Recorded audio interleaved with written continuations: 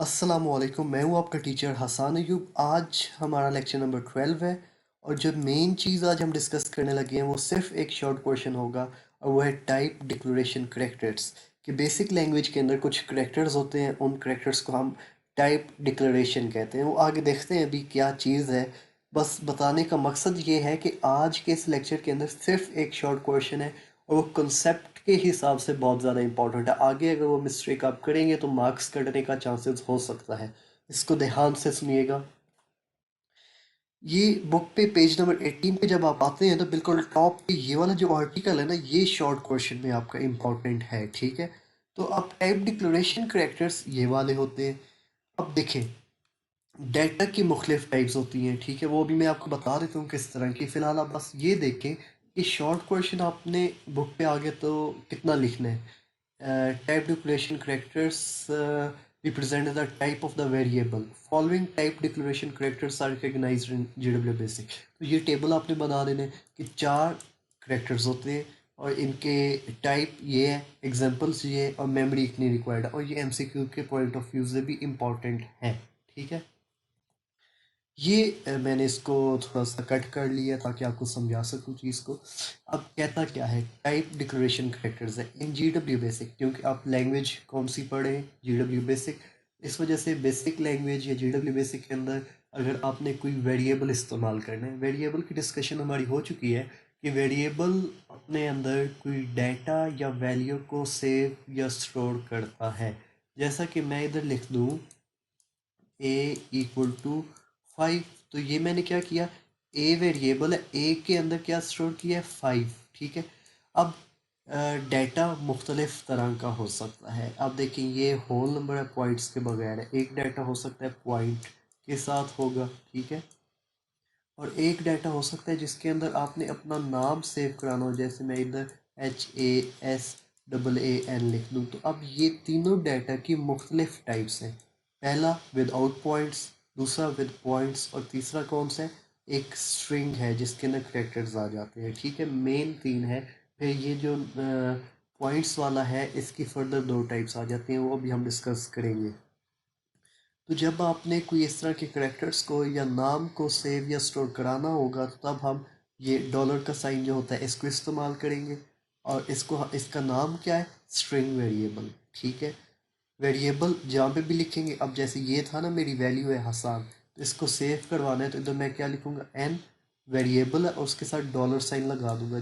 जब भी वेरिएबल के साथ डॉलर साइन आ गया तो आपके इंटरप्रेटर जीडब्ल्यू बेसिक को ये आइडिया हो जाएगा कि अब इस वेरिएबल के अंदर सिर्फ स्ट्रिंग या करेक्टर्स को सेव या स्टोर कराना है। ठीक है, अब आप अपने मोबाइल के ऊपर या अपने लैपटॉप के ऊपर जब पिक्चर्स सेव कराते हैं या कुछ फाइल्स को सेव कराते हैं, तो वो मेमोरी रिक्वायर्ड होती है उनकी। मतलब एक पिक्चर है तो वो 10 MB की हो सकती है, 4 MB की हो सकती है। तो इसी तरह जो आप प्रोग्राम लिख रहे होते हैं ना, तो उसमें आपने ये डाटा सेव कराना है या ये वाला डाटा सेव कराना है, तो उसके लिए भी मेमोरी रिक्वायर्ड होती है। रैम के अंदर उसको मेमोरी रिक्वायर्ड है डाटा को सेव करने के लिए, स्टोर करने के लिए। तो स्ट्रिंग वेरिएबल की ना कोई फिक्स वैल्यू नहीं होती, फिक्स वैल्यू नहीं है। जितनी लेंथ होगी उसके मुताबिक वो रैम उसको मेमोरी एलोकेट करता जाएगा। ठीक है, अगला क्या है, इंटीजर वेरिएबल। उसके लिए ये परसेंटेज का साइन है। ये जो मैं कह रहा था ना कि पॉइंट्स के बगैर वैल्यू होती है, ये उस चीज़ का जिक्र हो रहा है। इंटीजर वैल्यू क्या होती है, पॉइंट के बगैर। 7 है, that is a integer variable. 900, that is a integer variable. तो ये मतलब अब आपको मेरे ख्याल में आइडिया हो चुका होगा कि पॉइंट के बगैर जितनी बड़ी वैल्यू हो जाए उसको हम इंटीजर वेरिएबल ही कहते हैं। और अगर इंटीजर वेरिएबल आपने लिखना है तो मार्क्स के साथ आपने सिंपली परसेंटेज का साइन लगा देना है। जैसे ए के साथ में अगर परसेंटेज का साइन लगा दूँ, इसका मतलब है कि इस वेरिएबल के अंदर पॉइंट्स के बगैर ही वैल्यू सेव होगी। और ये कितनी मेमोरी ऑक्यूपाई करता है, 2 बाइट्स। और ये एमसीक्यू के अंदर टेबल आ जाता है कि सिंगल प्रिसीजन कितने बाइट्स लेता है, या इंटीजर वेरिएबल कितने बाइट्स लेता है, या क्वेश्चन इस तरह भी बन सकता है कि डबल प्रिसीजन वेरिएबल के लिए इन चारों में से कौन सा सिंबल यूज़ होता है। तो ये मैंने पहले भी आपको बताया लास्ट स्लाइड के ऊपर कि ये चीज़ें आपकी फिंगर टिप्स के ऊपर याद होनी चाहिए। अगर नहीं होंगी तो ऑब्वियसली एक तो कंसेप्चुअल मिस्टेक्स आपकी होंगी, फिर आपके मार्क्स कटने के चांसेस भी बढ़ जाएंगे। अब देखें, जो मैं कह रहा था ना कि पॉइंट्स वाली वैल्यू होती है, अब देखिए पॉइंट में ना एक चीज़ होगी 5.6, 7, 4, 3, 2, 1, मतलब पॉइंट के बाद 6 से 7 डिजिट्स एक्यूरेट मिला। अब एक्यूरेसी इनकी कम है क्योंकि पॉइंट के बाद मुझे 6 से 7 डिजिट्स, जैसे इधर मैंने क्या लिखा है 1 2 3 4 5 6, मतलब पॉइंट के बाद मुझे 6 डिजिट्स ही एक्यूरेट मिलेंगे। अगर मैं ज़्यादा लिख भी दूंगा ना तो वो हो सकता है कि एक्यूरेसी ना हो, वो उसको राउंड ऑफ कर दे। जब कैलकुलेशंस करनी होती हैं, जब हमने केमिस्ट्री से रिलेटेड या कुछ फार्मूलाज को बनाना होता है फिजिक्स के अंदर, जब छोटे छोटे ऑब्जेक्ट्स की हमने वेलोसिटी या उसकी स्पीड या इस तरह की चीज़ों को कैलकुलेट करना होता है, तो तब ये पॉइंट के बाद वैल्यूज़ मैटर करती हैं। ठीक है, आप देखें एक चीज़ तो ये थी ना, दूसरी चीज़ क्या है उसके बाद देखें, पॉइंट के बाद एक्यूरेसी ज़्यादा हो जाएगी, मतलब 5.1 2 3 4 5 6 7 8 9 10 11, मतलब पॉइंट के बाद 16 से 17 डिजिट्स आपको एक्यूरेट आंसर मिलता है, ये चीज़ आती है। ठीक है, इसके बाद देखिए स्ट्रिंग वेरिएबल्स, ये चीज़ मैंने भी बता दी है कि स्ट्रिंग वेरिएबल्स के अंदर आपकी स्ट्रिंग्स या करैक्टर्स ही सेव होते हैं। जैसा कि पहला वेरिएबल मैंने क्या लिखा है, नेम सर डॉलर साइन, और ये आगे चीज़ें आप अपने माइंड के अंदर बिठा लें कि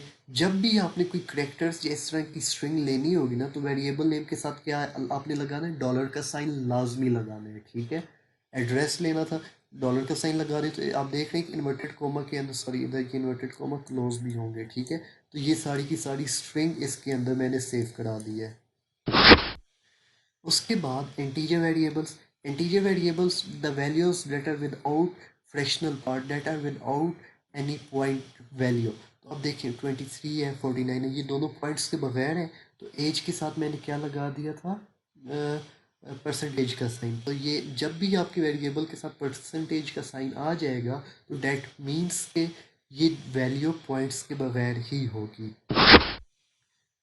उसके बाद सिंगल प्रेसिजन वेरिएबल्स के ऊपर हम डिस्कशन कंटिन्यू करते हैं। तो सिंगल प्रेसिजन में मैंने भी आपको ये जो पॉइंट बताया है ना, वही इधर रिलेट होगा कि पॉइंट के बाद ये 4 पॉइंट जहाँ पे पॉइंट्स आ जाते हैं, पॉइंट के बाद 6 से 7 डिजिट्स एक्यूरेट आंसर आपको मिलता है। आने वाले लेक्चर्स के अंदर, स्लाइड्स के अंदर ये चीज़ हम मज़ीद डिस्कस कर लेंगे कि किस तरह होता है। सिंपली वैल्यू है या रिज़ल्ट है, तो आगे एक्सक्लेमेशन मार्क आ गया तो इसका मतलब है कि इसके बाद जब वैल्यू स्टोर कराएंगे तो पॉइंट के बाद सिर्फ मुझे 6 या 6 से 7 डिजिट्स एक्यूरेट मिलेंगे, उसके बाद वो वैल्यू राउंड ऑफ करके बताएगा, एक्यूरेसी नहीं होगी। ये सिग्निफिकेंट फिगर्स या एक्यूरेसी आप फिज़िक्स के अंदर पढ़ चुके हैं। ठीक है, उसके बाद आखिरी जो चीज़ है, ये इस साइन के बारे में हम डिस्कशन करने लगे हैं कि डबल प्रेसिजन वेरिएबल्स होते हैं।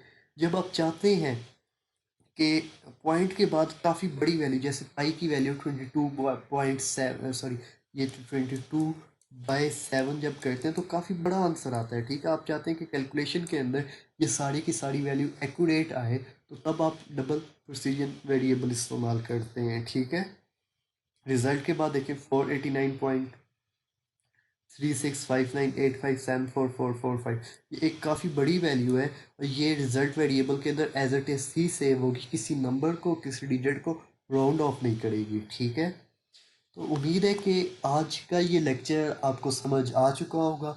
अगर कोई भी क्वेश्चन है तो आप कमेंट सेक्शन के अंदर लाजमी बता दीजिएगा। अगले लेक्चर तक के लिए अल्लाह हाफिज़, अपना ख्याल रखिएगा।